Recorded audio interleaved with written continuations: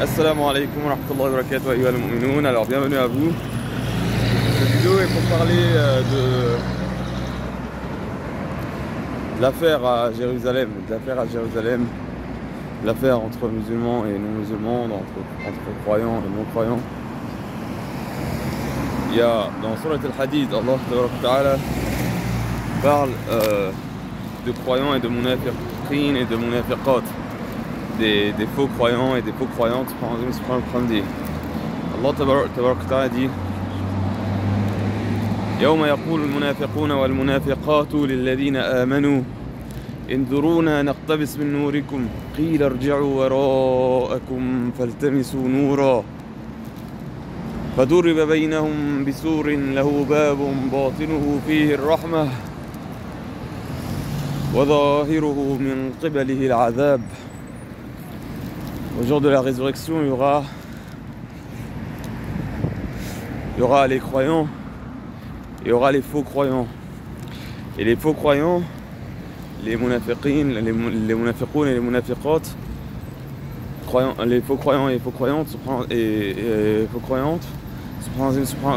ils vont dire aux croyants et aux croyantes, Induruna naqtabis min nurikum. C'était traduit ou c'était vu comme attendez-nous que nous prenions de votre lumière. Qila, il leur sera alors dit, ou il leur est dit alors, irji'u wara'akum faltamisu nura.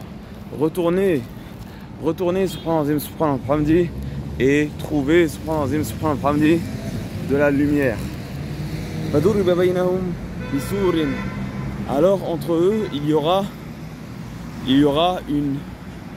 un mur, il y aura une barrière qui va être mise entre eux. Et cette barrière ou ce mur là, il aura une porte. Et cette porte, à l'intérieur, il y aura la rahma, batinuhu fihi rahma, wa zahiruhu min qibalihi al-azab. Et à l'extérieur, il y aura le châtiment. Ainsi, les croyants et les croyantes, les mu'minun et les mu'minat, ils seront séparés des munafiqin et des munafiqat par ce mur-là. Ok, alors, ce mur-là, il a été considéré, donc ça c'est le jour de la résurrection, mais il a été aussi considéré, donc dans ce qui est rapporté dans des tafsir, notamment chez Tabari, selon le fils d'Ibn Abbas, qui aurait entendu son père, alayhi salam, Ibn Abbas, celui qui a été surnommé Turjuman au Coran. Alors, cet endroit-là, c'est à Jérusalem. À Jérusalem, il y a une plaine ou un wadi qui s'appelle Wadi Jahannam. Wadi Jahannam. Et le côté avec la mosquée, c'est ça, Rahma, c'est là qu'il y aura la Rahma. Et Wadi Jahannam, bah, c'est là qu'il y aura l'Azab. D'accord, il y aura cette séparation-là.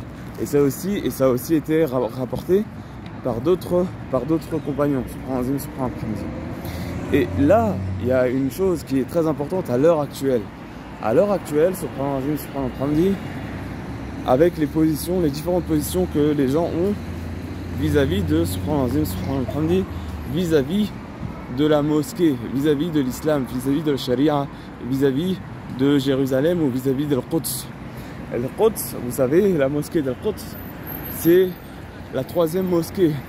Une prière dans le Quds, Al-Quds, elle a été considérée avec un mérite qui est supérieur à d'autres endroits sur terre, mis à part Médine et Mecca. D'accord,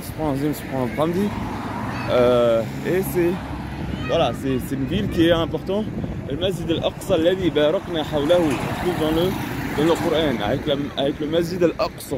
D'accord, d'ailleurs où le prophète sallallahu alayhi wa sallam, il a fait là-bas al-Isra, il a fait l'Isra min al-Masjid al-Haram ila al-Masjid al-Aqsa alladhi barakna hawlahu.